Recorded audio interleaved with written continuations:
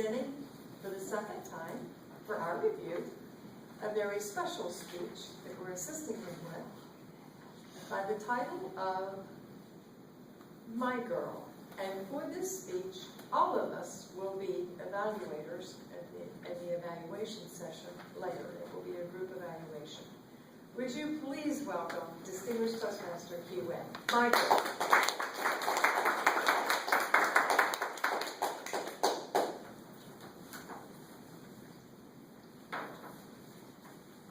The Temptations had sunshine on a cloudy day. When I was a little kid, Vietnam had lots of cloudy days. When I was 4 years old, we had to leave to find sunshine in the United States. We had to adjust to a new country, new culture, new cuisine. We had lots of struggles. My biggest struggle had to do with a young lady. Toastmasters. I've been speaking English since I was 5 years old. I've always thought of myself as a native English speaker. When I was a little kid, I liked to read.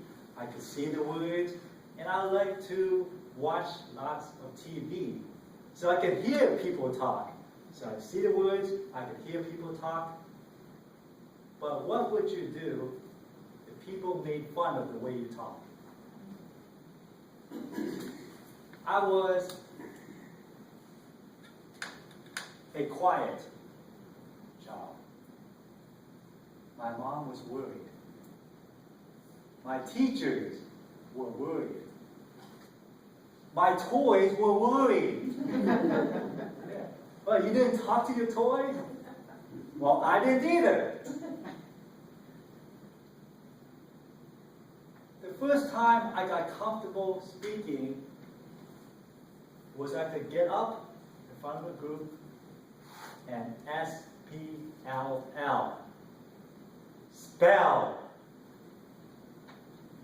I was so good at that I beat out all the other kids that were speaking English the entire lives. I was the school spelling bee champion. The other kids, they didn't care. You're the spelling bee champ? Well, can you say it? See, kids have a way of finding your weaknesses, right? Say G-I-R-L. Go? What was that? What? Go. Go. What? Leave me alone. No, leave me alone. From elementary school, to middle school, to high school, to college, to my professional career, to after joining Toastmasters, to after completing the Distinguished Toastmaster Award. Twice. Thrice. Four-rice. Even after all that, there is a specific word that I try to avoid when I'm speaking. Instead, I always use phrases like female, or young woman, or young lady. So is my pride going to keep me from saying a part of the English language? What would you do? I Googled how to pronounce G-I-R-L. So I found out it's a very common problem. Young kids, it's the last sound that young kids are able to say when they're growing up. That if your child up to the second grade has a problem saying that combination of letters, it's okay. It's maybe after the second grade that you might want to get a speech tutor for the kid that might have that problem.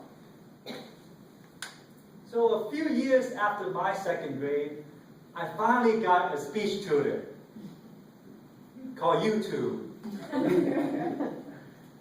G-I-R-L. 4 letters, 3 sounds. The first sound is G. So repeat after me. G. G. The second 2 letters, I-R, is the second sound. Now the last sound is a tough one. It's what speech pathologists call the dark L.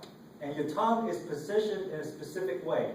The tip of the tongue goes up towards the roof of the mouth, but it doesn't touch the roof of the mouth. The back of the tongue goes down. So the tip of the tongue goes up, the back of the tongue goes down. So that you pronounce the dark L as O. O. Now, slowly, one at a time. I know beginning speakers have trouble saying it because you all will rush it together. So you have to say it one part at a time. G. G.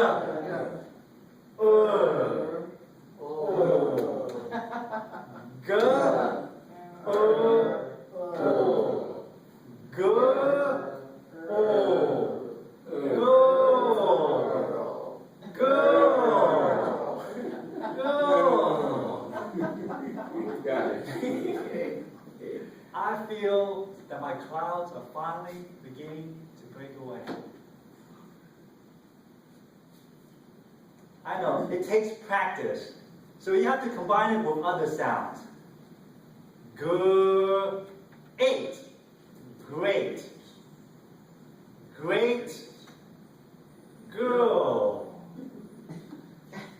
Great girl in the world. She's a really great girl in our entire world. Toastmasters, am I getting better? Will my voice ever make it sound as beautiful as the Temptations? What are your clouds? How will you find your sunshine? I found my guidance through YouTube, and I've been practicing. She's a really great girl in our entire world. I feel that every time I practice, I get closer to my goal of my girl.